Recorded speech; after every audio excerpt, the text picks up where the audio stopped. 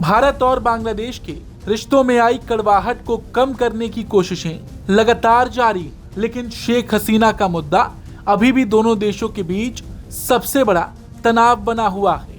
और अब प्रधानमंत्री तारिक रहमान की संभावित भारत यात्रा से पहले बांग्लादेश ने साफ कर दिया है कि यात्रा के लिए पहले अनुकूल माहौल तैयार करना होगा।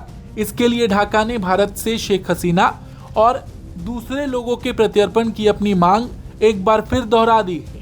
बांग्लादेश के विदेश मंत्रालय के प्रवक्ता AKM शाहिदुल करीम ने कहा कि दोनों देशों के अधिकारी पिछले कई हफ्तों से तारिक रहमान की संभावित भारत यात्रा को लेकर संपर्क में थे, लेकिन 5 अगस्त को शेख हसीना की प्रेस बातचीत के बाद यह प्रक्रिया प्रभावित हुई। ढाका का आरोप है कि हसीना को मानवता के खिलाफ अपराध के मामले में ट्रिब्यूनल दोषी ठहराया जा चुका है।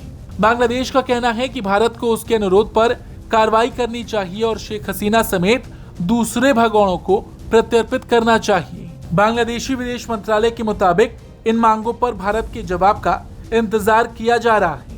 आपको बता दें, भारत और बांग्लादेश के रिश्तों में तनाव की जड़ शेख हसीना के सत्ता से बाहर होने के बाद पैदा हुई।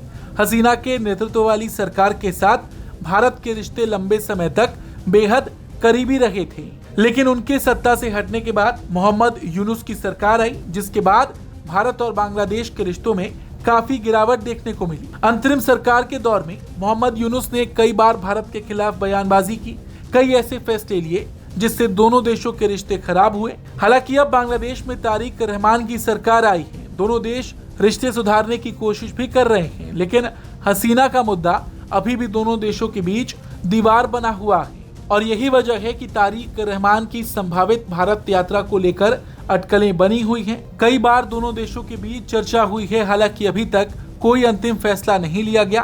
प्रधानमंत्री मोदी ने तारिक रहमान की चुनावी जीत के बाद फरवरी में फोन कर उन्हें बधाई दी थी और भारत आने का न्योता भी दिया था। इसके बाद भारत ने उन्हें सितंबर में होने वाले ब्रिक्स शिखर सम्मेलन में शामिल होने के लिए आमंत्रित किया है। पिछले दिनों दोनों देशों के बीच कूटनीतिक संपर्क भी बढ़ा।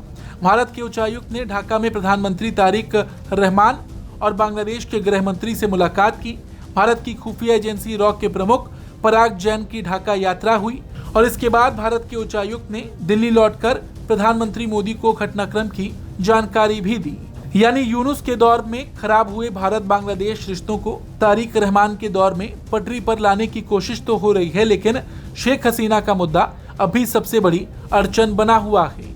ढाका एक तरफ भारत के साथ संबंध सुधारने की बात तो कर रहा है, लेकिन दूसरी तरफ हसीना के प्रत्यर्पण पर लगातार दबाव बना रहा है। वहीं भारत ने हसीना के बयानों से खुद को अलग रखा है। अब नजर इस बात पर है कि क्या हसीना के मुद्दे पर कोई रास्ता निकलता है और क्या इसी के बाद तारिक रहमान की दिल्ली यात्रा का माहौल बन पाता है। आपको क्या लगता है, भारत क्या कदम उठाएगा? कमेंट करके जरूर बताएं।